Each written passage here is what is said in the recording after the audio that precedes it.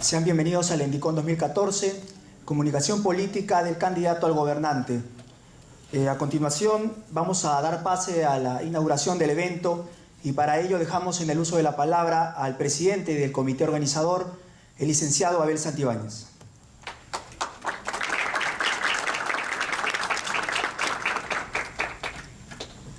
Gracias. Buenos días a todos y todas. Este proyecto nació como un trabajo de aula.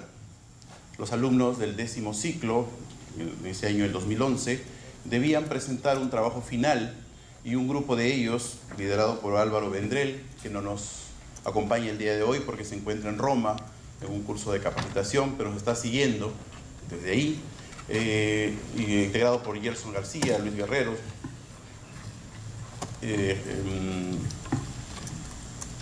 propusieron trabajar extramuros, es decir, salir de los muros de la universidad y proyectarse a la comunidad, que es una de las obligaciones de la academia, y proponer un evento que tocase una temática sensible para la profesión de la comunicación. Además, el hecho de abrir un espacio de discusión entre los directivos de esta especialidad para que poder tomar justamente estas temáticas que año a año se han venido presentando. Esta es ya la 4ª edición. El proyecto quiere decir que el proyecto funcionó. Estamos lamentablemente comenzando con muy pocas personas, pero estoy seguro en muy pocos minutos se llenará el auditorio porque ha habido una gran acogida con relación a la inscripción. Y no queda más que agradecer a todas y cada una de las personas e instituciones que hacen posible esta 4ª edición del Endicon, el Encuentro de Directores de Comunicación Social. Hay un pequeño ajuste en el programa, como ustedes habrán podido observar en el brochure que se les ha entregado. Uno de los ponentes, lamentablemente, el señor Arosamena, ha tenido que viajar de urgencia a Nueva York, nos dejó sus disculpas, pero el compromiso de más adelante poder implementar con él alguna acción de capacitación donde, por supuesto, ustedes van a estar cordialmente invitados. No queda más que darle la más cordial bienvenida, esperando que estos 2 días de charlas magistrales sean de mucho provecho para todos y cada uno de los presentes.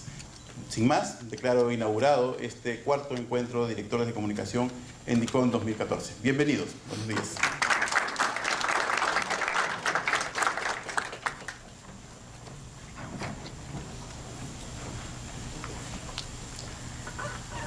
Gracias, licenciado. De inmediato vamos a dar inicio a la primera ponencia del día titulada Comunicación Política y Medios de Comunicación, a cargo del señor Fernando García. En la moderación queda Gerson García Danós, integrante del comité organizador. Muy buenos días.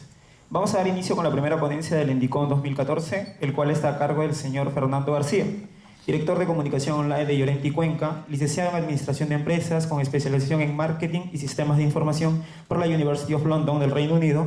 Cuenta con más de 15 años de experiencia en comunicación, publicidad y marketing. Es especialista en comunicación online y su trabajo fue objeto de un case study realizado por Facebook. Ha realizado proyectos para agencias y clientes multinacionales en más de 40 países. Por tal motivo, su vocación internacional le ha llevado a residir en los Estados Unidos, Reino Unido, México, Portugal, España y Perú. Actualmente se desempeña como director de comunicación online de Llorente y Cuenca, Perú. Con ustedes, Fernando García.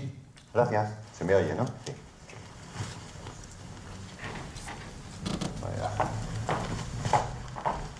Buenos días.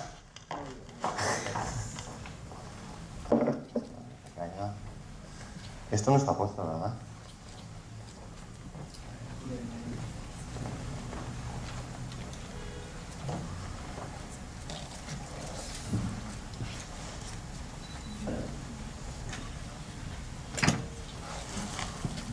Eco. Vale.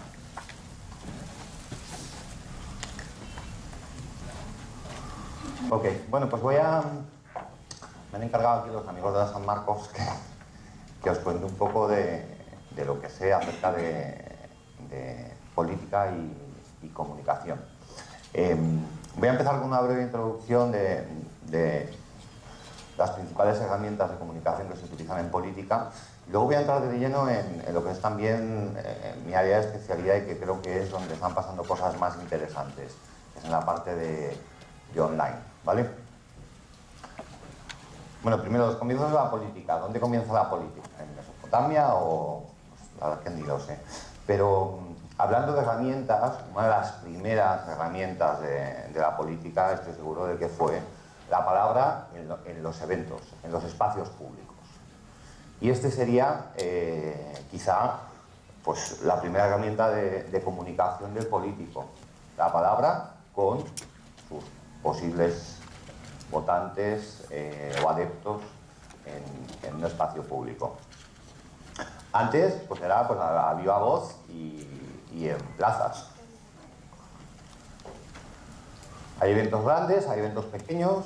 No sé si alguno de aquí estáis metidos en política y sois parte de algún grupo, de un partido. En las asociaciones locales hacen eventos para comunicar desde la base. Hay eventos que no son de contenido puramente político. Por ejemplo, el Partido Comunista en España, desde hace un montón de años, hace una fiesta gigante todos los años en un parque y hacen conciertos. Eso es como mistura, pero de los comunistas. Y bueno, pues los grandes eventos de la política norteamericana, ¿no? De la cual, pues no sé si desgraciadamente, pero voy a hablar hoy bastante, porque creo que son los que utilizan de manera más sofisticada y eficiente las herramientas de comunicación en el mundo político. Otra herramienta sería la publicidad. Todos hemos visto publicidad política, sobre todo en campaña. Y bueno, pues en las últimas elecciones la verdad es que es apabullante la contaminación visual que sufrimos en Lima con tanto cartel, ¿no?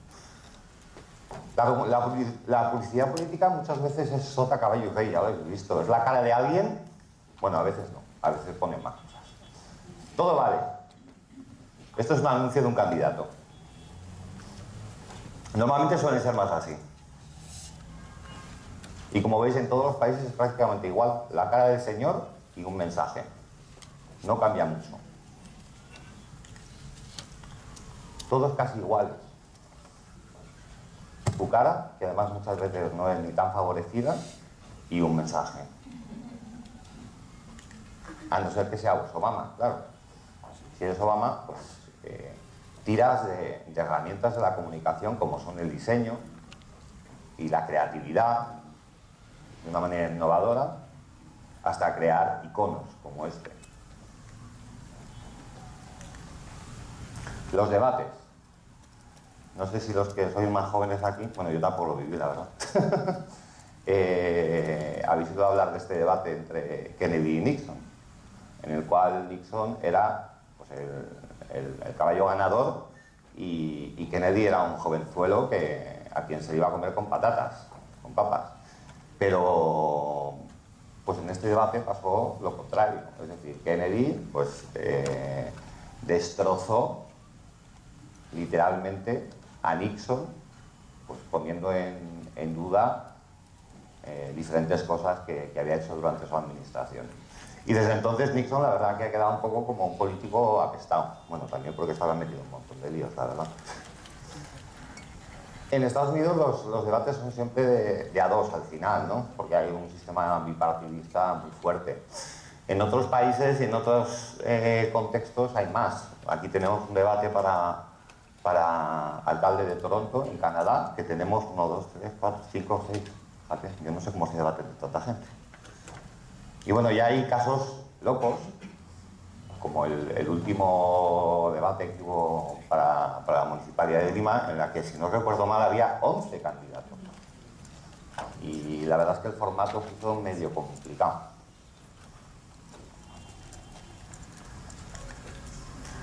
Ruedas de prensa, comunicados. Giuliani, este fue alcalde de Nueva York. Un alcalde, un político, tiene que estar donde está la noticia, donde puede dar sus mensajes a sus lectores o a sus públicos. A veces es una rueda de prensa en la institución en la que estás, en gobierno, en ayuntamiento. A veces tienes que salir al campo, como quien dice, y hay que estar a las duras y a las maduras. Cuando se cayeron las Torres Gemelas, Giuliani fue allí el primero. Y si hay que disfrazarse, se disfraza uno. Aquí, pues, tuvo un evento ¿cómo se llama este? Con el tycoon este inmobiliario y, bueno, pues se disfrazó de mujer. Luego hay casos que son muy locos, la verdad. En España, por ejemplo, en este último gobierno, el presidente ha llegado a dar conferencias de prensa saliendo en un plasma. ¿Esto tiene caso? Sí. Pues aquí están todos los periodistas y como no se quiere enfrentar a las preguntas, él está en una sala al lado y le están filmando y da el mensaje en directo y los periodistas lo que ven es un plasma, que es el colmo del escapismo y del no responder a los ciudadanos. Bueno, esto es tan de risa que obviamente pues internet también se llena de chistes acerca de esto. Poco después de que empezara a hacer esto el presidente del gobierno en algunas de sus ruedas de prensa, hubo una visita de Angela Merkel a España y bueno, pues en la conferencia de prensa conjunta, que obviamente ahí sí que salió, pues la gente hacía este tipo de chistes. ¿Qué cara se le queda a la pobre Ángela? Y bueno, luego están los maestros. Este señor tiene una confianza en sí mismo y un desparpajo que no se lo cree ni él. Es decir, ¿qué está haciendo aquí? Bebiendo de la botella. Bebiendo de la botella. Normalmente, en este tipo de contextos, la gente tiene la botella y el vaso. Se echan el agua del vaso y beben del vaso. Obama no, Obama es pues como súper llano y súper práctico. Si cualquiera de nosotros en un contexto no muy diferente del en el que estamos ahora beberíamos directamente de la botella, él también lo hace.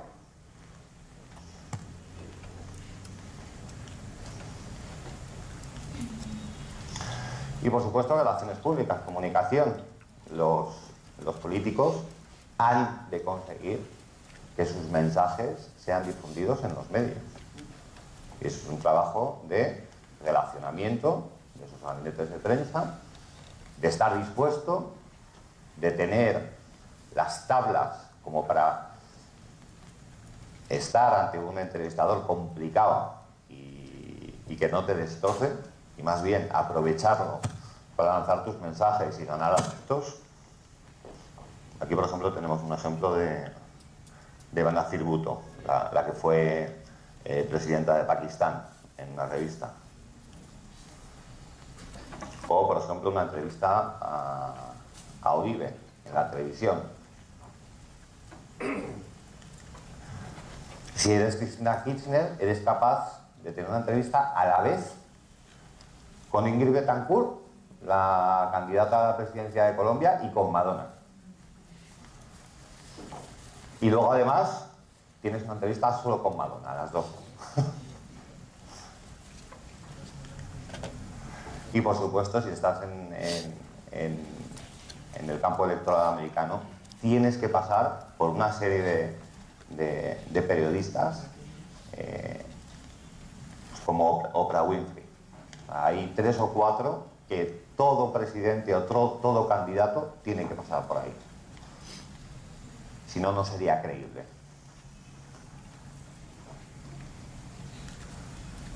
Y vamos a nuevos medios. Los medios que hay un montón y además cambian muy deprisa. Todos los conocéis. Pues las webs, Facebook, Twitter, YouTube, los blogs, las aplicaciones para celulares y para tabletas, LinkedIn, Google Plus, que la verdad es que se utiliza poco, pero bueno. Instagram, cada vez más potente, Tumblr, Flickr, Ask.fm. ¿Y qué ha cambiado desde que empezamos a manejar los medios masivos y ha entrado Internet? Ha habido un cambio gigante. Según se fueron democratizando los accesos, pasamos de un modelo de comunicación en el cual las organizaciones en general y también los partidos políticos en las instituciones lo que hacían era propagar información, es decir, definían sus mensajes y los lanzaban a sus públicos. En los 90 empezaron a pensar las organizaciones para afinar mejor los mensajes que lanzamos a nuestros públicos. Estaría bien que les escuchemos. Vamos a ver qué nos dicen nuestros diferentes grupos de interés para responder a sus necesidades. Y hoy estamos ya en el estadio en el que, en realidad, lo que nosotros decimos es lo menos importante. Es decir, lo que las organizaciones dicen es lo menos importante. Lo más importante es todo el barullo que hay alrededor. Antes, pues los ciudadanos no tenían manera de hablar entre ellos, que esto quedara documentado y que cualquiera pudiera acceder a ello. Hoy, sí. Ahí están por las redes sociales, los blogs. Todo este barullo que hay entre los usuarios es mucho mayor que la cantidad de mensajes que pueden lanzar las organizaciones. En ese sentido, las organizaciones cada vez tienen que, y los partidos políticos y los gobiernos, fomentar más que lo que se dice entre usuarios y lo que se escribe esté alineado con lo que hacen, o más bien viceversa. Es decir, hacer lo que está pidiendo el pueblo, por así decirlo. Y luego vamos a ver algunos ejemplos de cómo en política esto está afectando de una manera importante. Empezamos con un poco de historia, y ya entrando de lleno en temas de online. Este señor lo cambió todo. Tim Berners-Lee inventa la World Wide Web en el 90. Antes los documentos eran pues como en papel. O sea, los documentos en las computadoras eran como en papel. Eran uno detrás de otro, tenían un funcionamiento lineal. Este señor se inventa el hipertexto. Todos sabéis lo que es el hipertexto. Es el texto en los documentos de la web que tiene un enlace y que te lleva a otro documento. Esto lo cambió todo. Y 2 años más tarde, Bill Clinton hizo la primera web política de la historia para su campaña. Qué gracioso es él. El único presidente que tocaba el saxo con Hillary. Entonces, Clinton decía, yo cuando lancé la web esta, había menos de 50 webs en el mundo.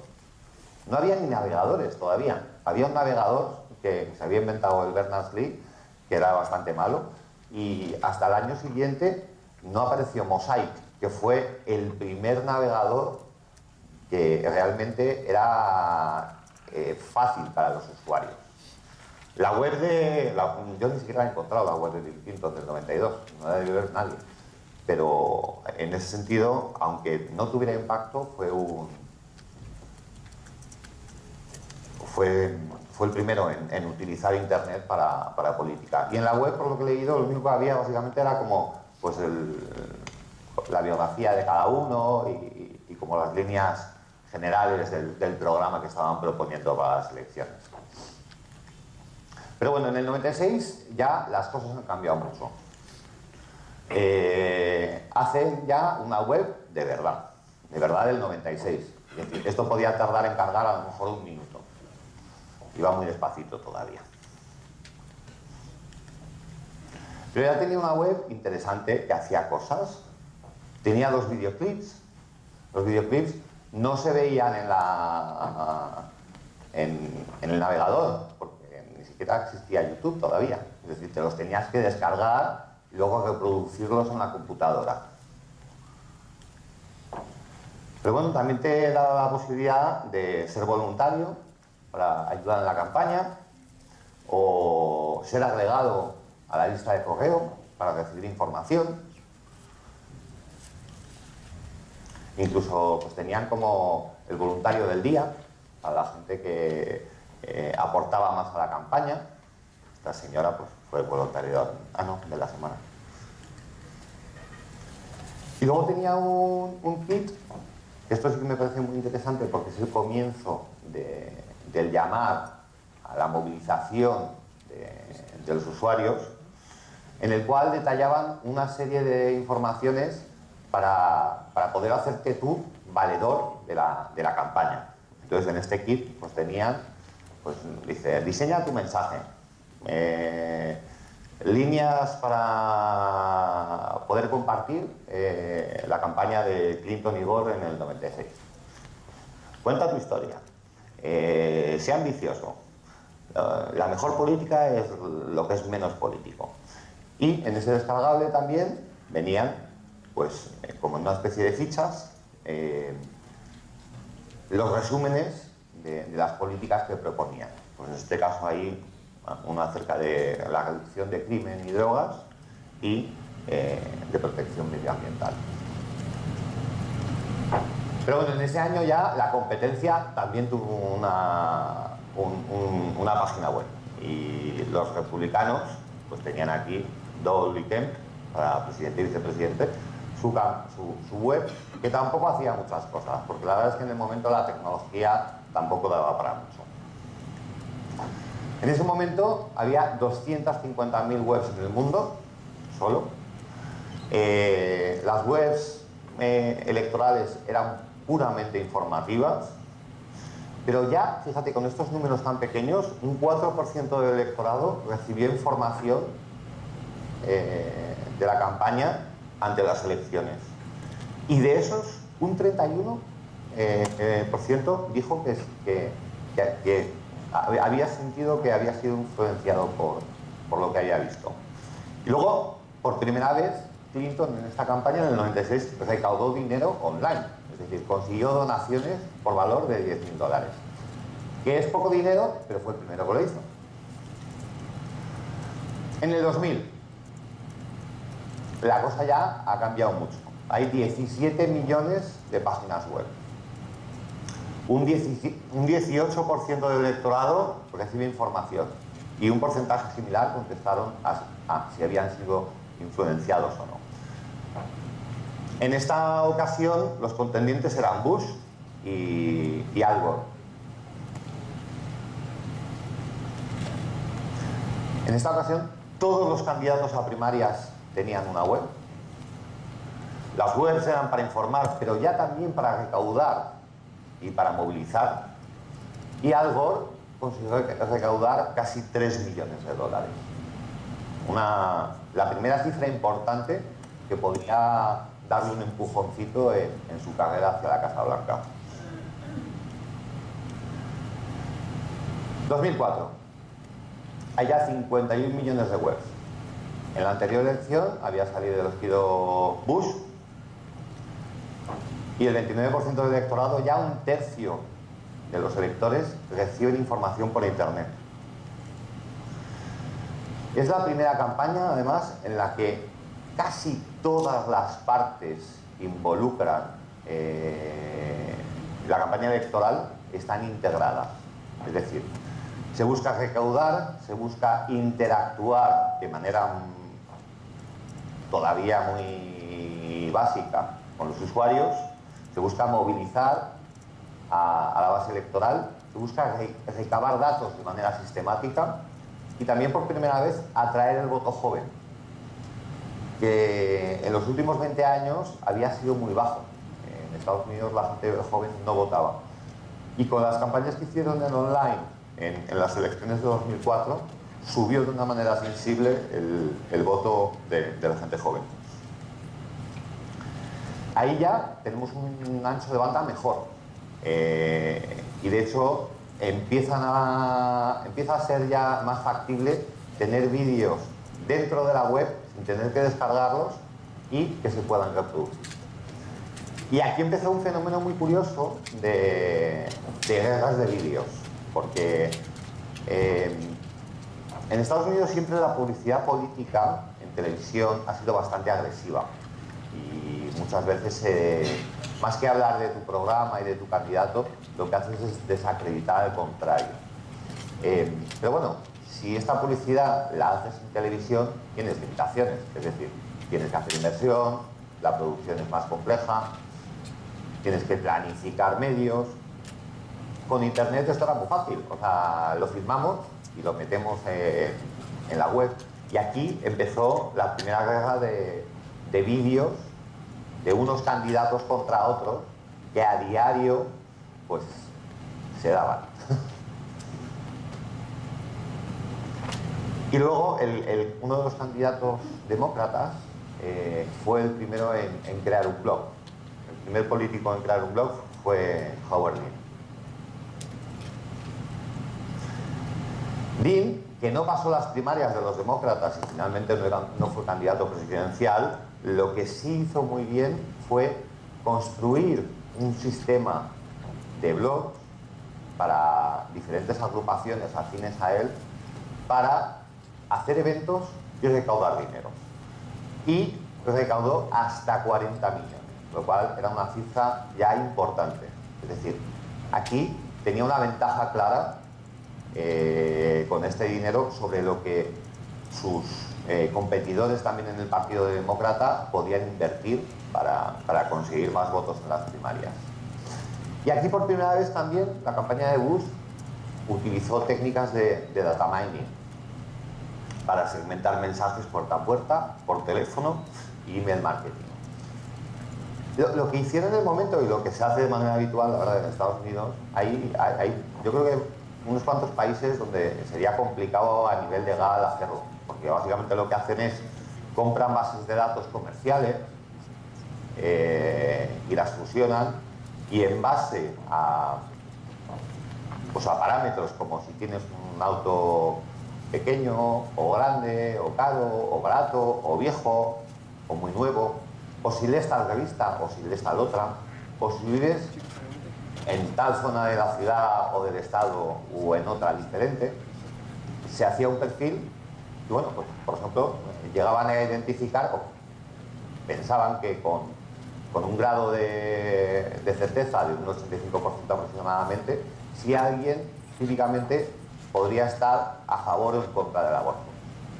Entonces, con estas técnicas de data mining, la lista que te sale de personas que están contra el aborto, directamente ya Bush, que estaba en la misma tesis, la campaña les contacta por teléfono, por mail o puerta a puerta, como quien dice, y van con el discurso preparado que la persona quiere oír. De manera que dice, si quieres que las cosas sean así, ven a votarnos.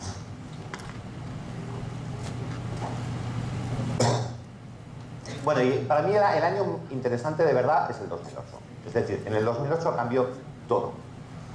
En 2004, si os fijáis, no he hablado de redes sociales. Porque en 2004 estaba LinkedIn y Blogger había salido el año anterior. En 2004 salió Facebook. A los de la campaña de 2004 no les dio tiempo. Facebook acababa de nacer y no tenía base de usuarios. En 2008 todo es diferente. El mundo de social media ha estallado. En 2004 se creó Facebook, en 2005 fue YouTube, en 2006 fue Twitter. Y bueno, ya hay una jarta de webs en línea, 172 millones. Aquí, YouTube entra como una herramienta primordial. De los 16 candidatos a primarias de los dos principales partidos, 7 ya invirtieron en YouTube para hacer publicidad. Y el resto tenían el canal, aunque no invertían. Y luego también en el momento, que luego, bueno, pues como Google hace cosas y luego las quita y se inventa otra cosa y luego pues dicen esto no funciona, pues fuera, lo quitamos. Había una cosa que se llama Google Checkout, con el cual hacer donaciones y micropagos. Muchos candidatos aquí, y Obama el primero, utilizaron esta herramienta para conseguir donaciones, directamente desde YouTube.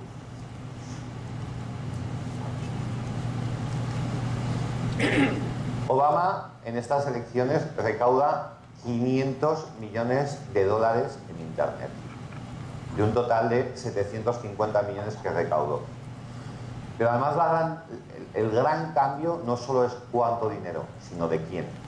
Porque típicamente los políticos siempre habían estado detrás de los peces gordos, de la gente más adinerada. Es decir, a la hora de buscar donaciones para sus campañas, buscaban a poca gente con mucho dinero.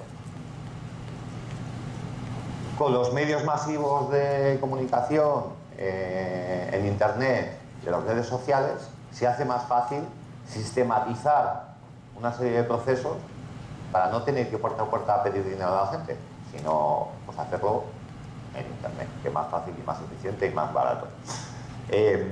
La gran diferencia es que en vez de conseguir mucho dinero de pocos, consiguió que muchísima gente, casi 4 millones de personas, hiciera una pequeña aportación.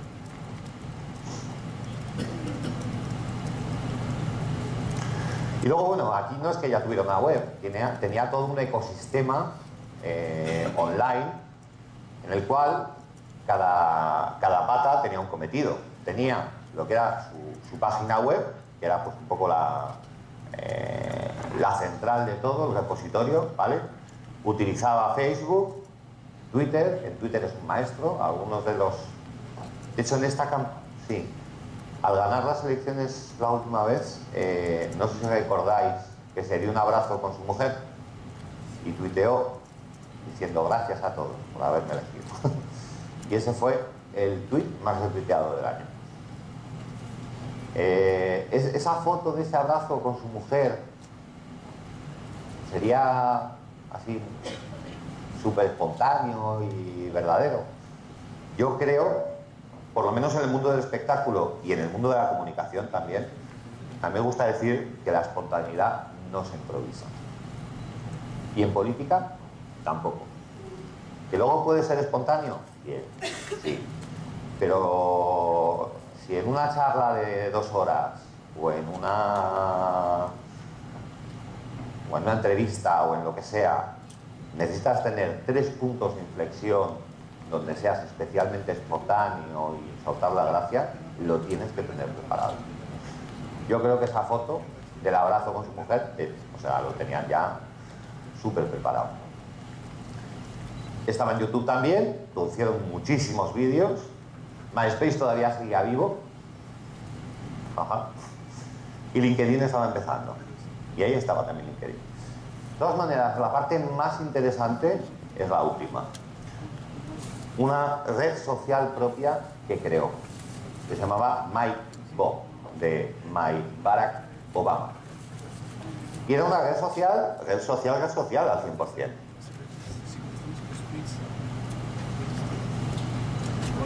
Podías hacerte tu perfil, tener amigos, escribir cosas. De hecho, el que hizo esa web y toda la estrategia de comunicación en Internet para esta campaña de Obama fue uno de los socios fundadores de Facebook. Con 24 años se salió de Facebook, ya su buen dinero de Zuckerberg, y se puso a trabajar con Obama para ayudarle a conseguir la presidencia.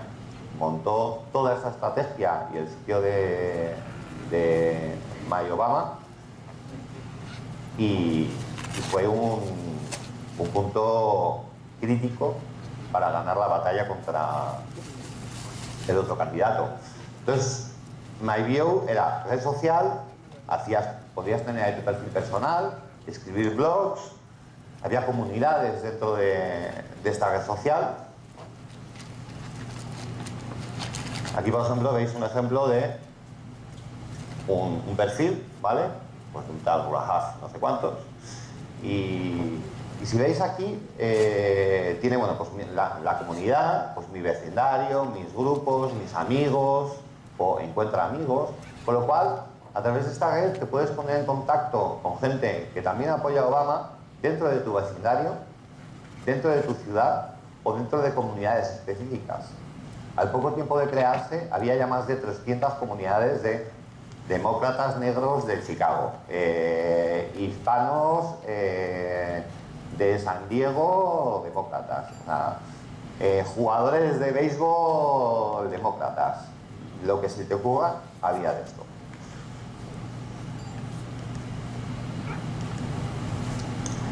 Algunas de las cosas que podías hacer: 1, crear tu perfil. 2, encuentra gente que apoya la causa cerca de ti, de manera que podéis montar un grupo y hacer cosas juntos. Planea y acude a eventos. Relaciónate con tus amigos. Conviértete en un recaudador, es decir, conviértete en un embajador de la marca Obama y consigue dinero para nosotros. O escribe tu propio blog. Para mí lo más importante de esto es que esto ya no es un medio de comunicación. O sea, yo creo firmemente que Internet no es un medio de comunicación. Y aquí fue la primera vez en política en la que se pasó al siguiente estadio, que es: Internet es un sistema de gestión. Y esto era un sistema de gestión de las actividades de campaña de la candidatura de Barack Obama. Así como cuando hacéis banca por Internet, no es un medio de comunicación, es un sistema de gestión, estáis gestionando vuestro dinero. y cuando buscáis un DEPA, porque os vais de vacaciones y conseguís un Airbnb, que es muy barato, no es solo información, es otro tipo de productos y servicios que os ayudan a gestionar vuestra vida. Esta fue la primera vez que en política se empezó a gestionar los recursos de los adeptos a una causa para conseguir dinero, votos, simpatías. Aquí, por ejemplo, decía anuncios. Encuentra un nuevo vecino con la herramienta de encontrar vecinos. O usando esto puedes encontrar una lista de tus vecinos con un mapa y te puedes imprimir los flyers para iros todos juntos por el vecindario, para ir puerta a puerta a convencer a los demás. Y te ponía incluso metas. Dices, vale, pues acepto el reto. Voy a ir en mi vecindario a ir puerta a puerta a 10 casas para hablarles de la candidatura. Entonces, pues el sistema te botaba las 10 direcciones, con los nombres de las personas en esas 10 casas, y a los 3 días te preguntaba: ¿has ido ya? Si no vas para mañana, esta lista de 10 personas se lo vamos a pasar a otro. Ya no te corresponde a ti. Entonces, como ahí utilizaban también una técnica del marketing clásica, que es el apremio, que es el compre ahora, oferta por días limitados.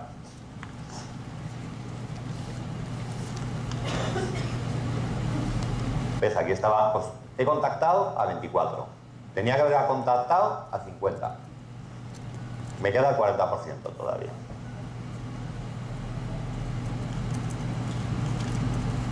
Y pasamos a hablar de otra cosa diferente. La primavera árabe. ¿Por qué? Porque la verdad es que desde el 2008 a ahora, en comunicación política en online, no ha habido cambios gigantes, ¿vale? Es decir, las herramientas siguen siendo muy parecidas. La importancia de las redes sociales sigue ahí, es creciente. Yo diría que quizá donde hay más avance es en temas de minería de datos, ¿vale? Pero creo que en esta parte del mundo pasó una cosa muy interesante en 2010. Sabéis todo porque la primavera árabe empezó en Túnez, aquí, y básicamente fue pues una serie de revueltas que llegaron a contagiar a casi todos los países del contexto árabe. Y bueno, pues unos cuantos gobiernos cayeron, ¿vale? Todo empezó por este hombre, Mohamed Bouazizi. Este señor era un tunecino, que era estudiante universitario y tenía un puesto de frutas, de estos de que se llevan para las patatas, con ruedas.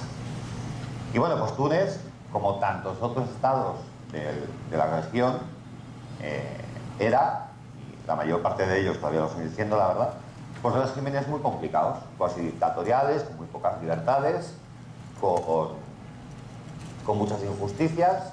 Entonces, pues al señor este, a la tercera vez que la policía le quitó el carrito y no podía ya conseguir dinero para comprar comida y para seguir yendo a la universidad, se quemó el bolso, de pura desesperación. O sea, lo que es tirarse gasolina encima y quemarse vivo. Y se quemó vivo y se murió. Y bueno, pues esto desencadenó una serie de revueltas en Túnez que se fueron extendiendo a otros países también. Y aquí lo importante es que las revueltas o las manifestaciones empezaron en un contexto en el que la gente ya no dependía de estar en casa y llamar al otro por teléfono a su casa para poder acordar dónde va a ser esta protesta o para pasarse mensajes, sino que la gente ya tenía Twitter, Facebook y realmente fueron catalizadores de toda esta presión que había en estas poblaciones.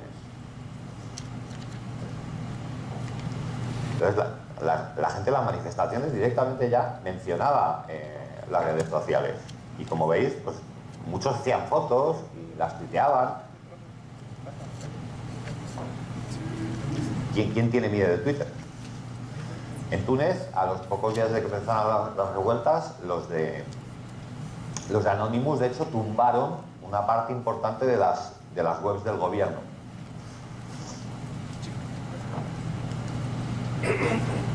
Y en 3 países gobiernos cayeron.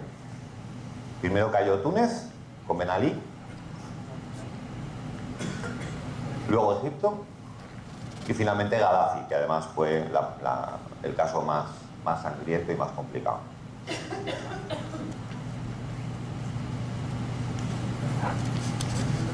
Y ayer en Túnez hubo elecciones.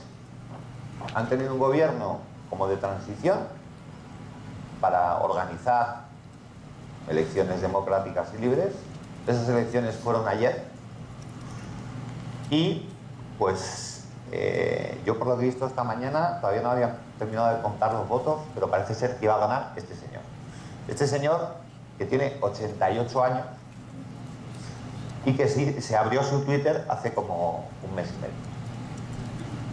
O sea, pasamos de un contexto en el que en países como Egipto, por ejemplo, el gobierno desconectó Twitter y echó a los de Al Jazeera para que la gente no se comunicara y no pudiera quedar para las manifestaciones, a uno en el que los nuevos candidatos en elecciones libres ya se dan cuenta de la importancia de la comunicación en redes sociales y en Internet.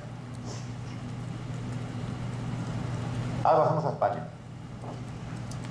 Porque aquí pasa otra cosa interesante que tiene que ver un poco con lo que pasó en la primavera árabe.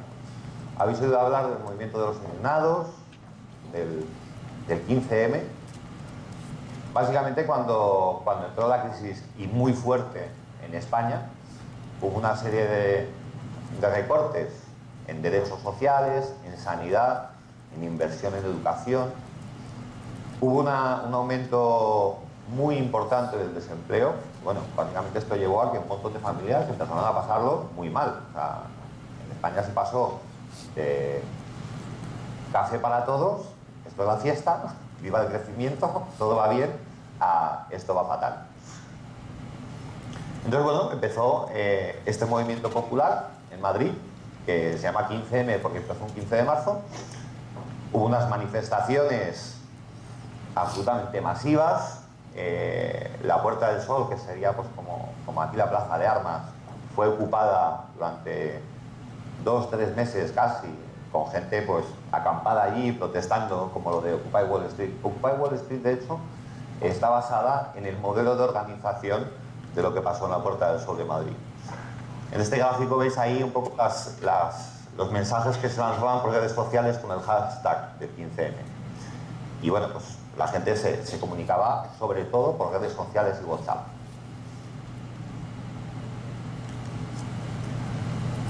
Trending Topics, el 15 manifestación, acampada en Sol, Spanish Revolution, PP-PSOE, que es la mezcla de los acrónimos del PP, Partido Popular, y PSOE, Partido Socialista, ¿no?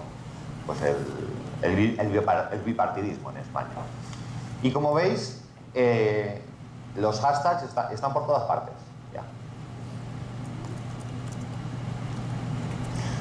La organización, la verdad es que es fabulosa. Todo lo que no han hecho los partidos políticos en un montón de tiempo, en temas de organización, de movimientos populares o de partidos políticos y de comunicación en Internet, esta gente lo ha hecho súper bien. Aquí tenéis, por ejemplo, una de las páginas web, había un montón del movimiento. Todos somos 15M. Busca tu colectivo y colabora. Activismo social, banca y finanzas, campañas, economía, educación. Aquí hay para todo. Da igual lo que te interese. Hay algo para ti y puedes colaborar. Puedes aportar para pensar soluciones. Por ejemplo, en términos de consultas ciudadanas, pues consulta por la educación o peticiones, change.org, campañas de boicot o para recaudar fondos para la causa.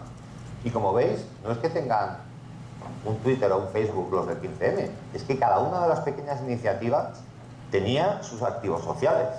Esto lo veis lleno de Fs y de pájaros. Acciones. Pues vamos a boicotear este banco. O la banca es Mordor.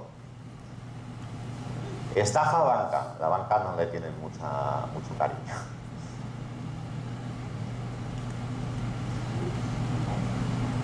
Había asociaciones, agrupaciones locales, por barrios y por ciudades, que también tenían sus activos web y sus propios activos en redes sociales. Este es el caso pues, de una asociación local en Madrid. Y luego también empezaron a montar unos sistemas de gestión del conocimiento súper interesantes, basados sobre todo en el concepto de Wikipedia, ¿vale? Pues aquí tenían uno que se llama Banco de Ideas, donde puedes ver los materiales que ya hay o subir unos nuevos, y pues lo que llamaban la 15Mpedia, donde documentaban todo lo que iba pasando. Las acampadas que había, las asambleas, las asociaciones, los bancos de tiempo, centros sociales, comisiones, cooperativas, grupos de trabajo, mareas, nodos, plataformas, realojos, toda la información la tenían aquí metida. Y bueno, Democracia Real ya era otra parte del movimiento, porque tenía muchos tentáculos, que también tenía pues unos activos web súper interesantes. Esta gente fueron de hecho los que entre comillas asesoraron a los de Wall Street para hacer la acampada allí.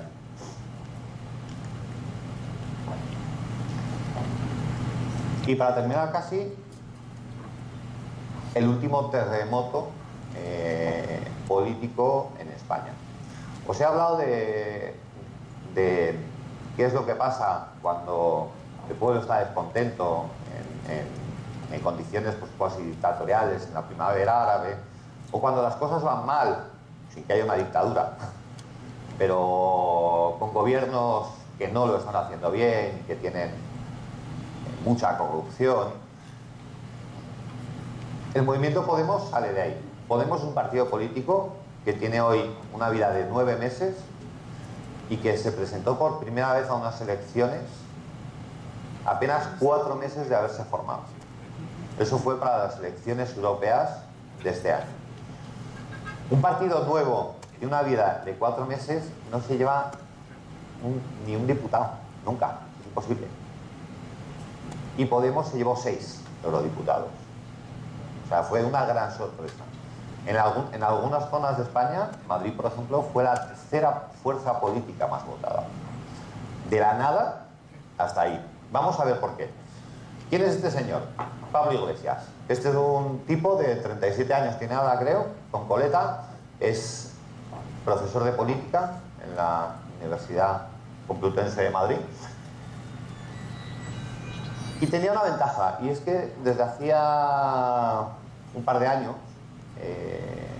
era moderador en una tertulia política en una televisión pequeñita de cable. Su programa se llamaba La Tuerca, con lo cual era una cara un poco conocida. Después del tema del 15M, los indignados y todo esto, todos estos movimientos que estaban articulados muchas veces a través de la tecnología, con las webs que os he enseñado antes, y que proponían muchas cosas, se quedó un hueco, porque es como, vale, hay un montón de gente que quiere hacer cosas, pero ¿cómo encauzamos todo este querer en el mundo de la política? Porque desde esos movimientos sociales, pues, si no te conformas como partido político, pues no vas a elecciones y a cambiar las cosas. Entonces Podemos bebe de ahí, bebe de todas las ganas de toda esa gente del 15M y del movimiento de los indignados, y se propone como el partido político que va a dar respuesta a esas inquietudes.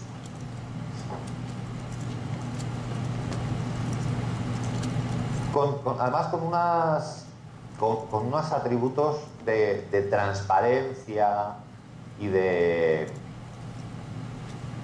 dignidad, por así decirlo, que los partidos tradicionales en España han dejado atrás hace mucho. El otro día estaba leyendo, en España se han calculado que al año en corrupción se van unos 40.000 millones de euros. O sea que es como una barbaridad. Con eso haces un país entero, como quien dice. Entonces ellos hacen cosas como publicar toda su contabilidad entera. Tú te metes a su web y te vas a la sección de finanzas y ves hasta el hotel donde estuvo Pablo Iglesias el día 6 del 5 de 2014 en Ponferrada, que costó 161 euros. La transparencia absoluta. Por supuesto, seguimos con el tema recaudatorio. Además, esta gente no quiere pedir dinero a los bancos o al Estado, porque es lo que han estado haciendo todos los partidos políticos antes y se han envenenado de corrupción. Entonces ellos solo se financian con aportaciones privadas e individuales, ni siquiera de organizaciones o empresas. Para hacer la cosa, entre comillas, más divertida, puedes en general contribuir a la causa o a mini causas que se van inventando. Y luego, bueno, pues en 9 meses, ¿qué han conseguido en términos de popularidad y de capacidad de difusión de su mensaje? Aquí tenéis el Twitter de Podemos, ¿vale? Que hoy tiene 400 y pico mil seguidores. Y aquí tenéis el del Partido Popular. Este es un partido que tiene 20 y tantos, 30 años de historia, que ha gobernado pues, durante más de 15 años y que hoy está en el gobierno. Este partido tiene 181.000 seguidores. Los líderes respectivos. Pablo Iglesias, que hace 6 meses no le conocía nadie. Los 4 gatos que veían el programa ese que tenía en la televisión por cable pequeñita. Tiene 690.000 seguidores casi. El presidente del gobierno tiene menos.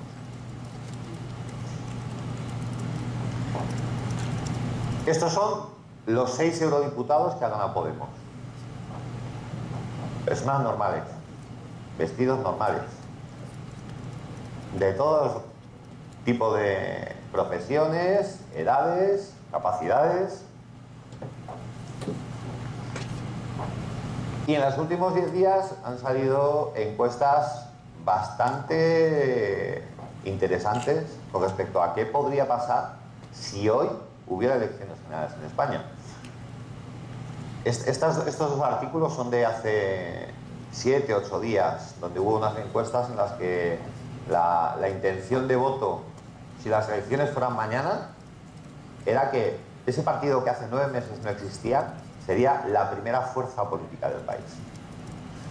Esta mañana ha habido otra encuesta, que es esta de aquí, y ha confirmado los datos. En 9 meses se le puede dar la vuelta a la tortilla completamente. Si no estás escuchando a tus audiencias, a tu público, a tus electores, a los ciudadanos, y no lo haces por los canales adecuados, no les escuchas, sobre todo no les haces caso, te puedes meter en problemas. Los 2 principales partidos políticos en España hoy están, hablando mal y pronto, acojonados. porque es muy posible que ya no vayan a gobernar en las próximas elecciones el año que viene. Y aquí volvemos, damos la rueda completa al cambio de paradigma. ¿Por qué ganó Obama? ¿Por qué ocurrieron las primaveras árabes? ¿Por qué Podemos en España ha pasado de no ser nada a ser la primera fuerza política en 9 meses? Porque hay organizaciones que todavía piensan que están aquí. Y ha llegado el momento de cambiar. Ha pasado la época de la estética. Estamos en la época de la ética. Hay que escuchar y hay que organizarse. Y entre tanto, en Perú, ¿qué pasa? En esta parte del mundo. ¿Es importante Internet para la política, para las elecciones? ¿No? ¿Sí? ¿Sí? ¿No? No sabemos, ¿no? Bueno, pues somos 30 millones y solo un 40% de la población tiene acceso a Internet. Es una penetración, pues, comparado incluso con países de la región, baja. Pero yo ahí os diría, bueno, todos sabéis que en la campaña de la revocatoria parece ser que la campaña de Internet sí fue importante para que Susana pudiera mantenerse. Aunque luego no ha sido suficiente para que mantenga la alcaldía en las elecciones. No os dejéis engañar por este número. No penséis que porque el 60% de los peruanos no tienen Internet, no son influenciados por lo que pasa en redes. ¿Sabéis quién es esta señora? ¿Os suena la foto? ¿Os suena ahora? Esta foto hace una semana ha dado la vuelta al mundo. Varias veces. Esta señora se llama Valentina Mumaní, es una boliviana que vive en las afueras de La Paz y es la bandera. Y se ha hecho famosa por esta foto. Una señora que vive en las afueras de La Paz, que es la bandera, que obviamente no tiene Internet. ¿Cómo puede ser que dé la vuelta al mundo su foto en Internet? ¿Le ha hecho la foto un turista alemán que pasaba por ahí? ¿Un famoso fotógrafo americano? No, la foto se la ha hecho su hijo, que estudia comunicación social. Esta gente están muy influenciados también por lo que pasa en redes.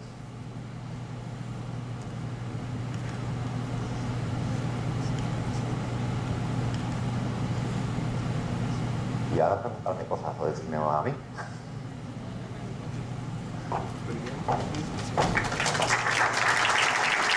¿Cómo he ido de tiempo? Porque no me he enterado. Muchas gracias, Fernando.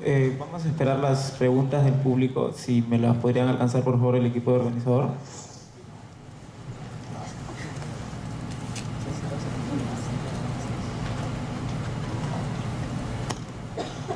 A ver, las están colocando en la pantalla para que todas podamos visualizarlas.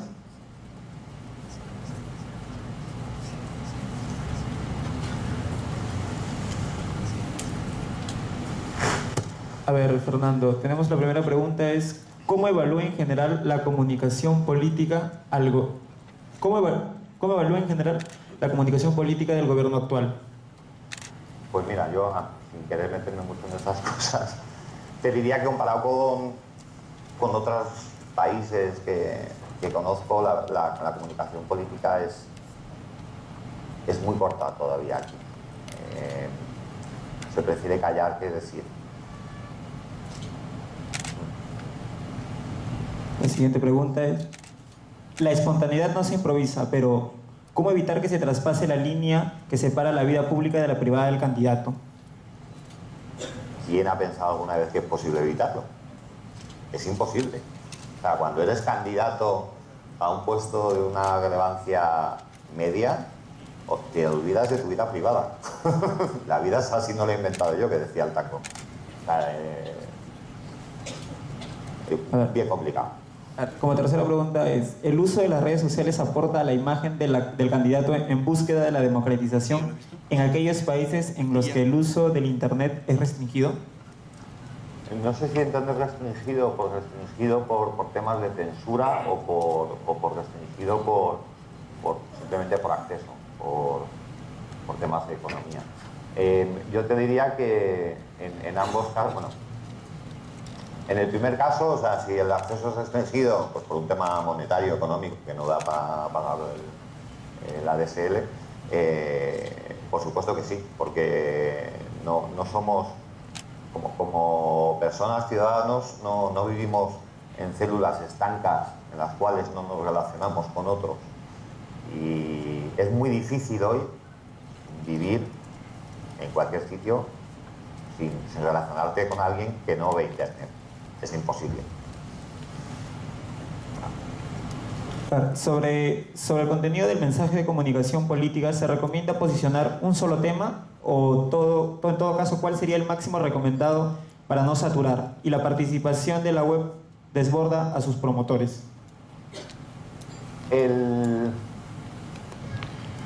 A ver, sobre todo en campañas electorales, pues bueno, te tienes que inventar un mensaje, ¿no? Pues, yes we can, change, lo que sea, ¿no? Pero esto tiene que ser sobre todo la traslación de una serie de valores. Y los mensajes luego tienes que modularlos, especialmente hoy en el que cada uno quiere oír acerca de lo suyo. Es decir, los bomberos quieren oír acerca de lo suyo, las mujeres quieren oír acerca de lo suyo, los que viven en el campo, o los que viven en la ciudad, o los que les gusta ir en bici, o los que les gusta pasear en barco. Tienes que modular y adaptar ese mensaje a toda una diversidad de personas y de situaciones.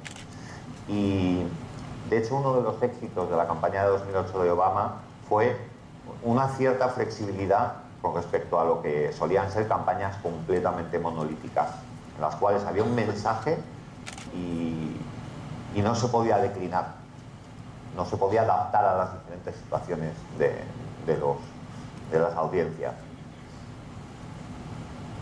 Bueno, esas han sido las preguntas del público. Fernando, te queremos agradecer a nombre de la Universidad de San Marcos y del comité organizador de Endicon 2014 y tenemos para ti unos pequeños presentes.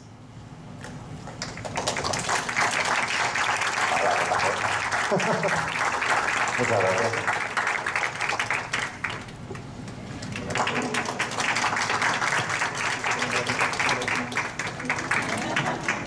Esto es como de ministro, ¿no?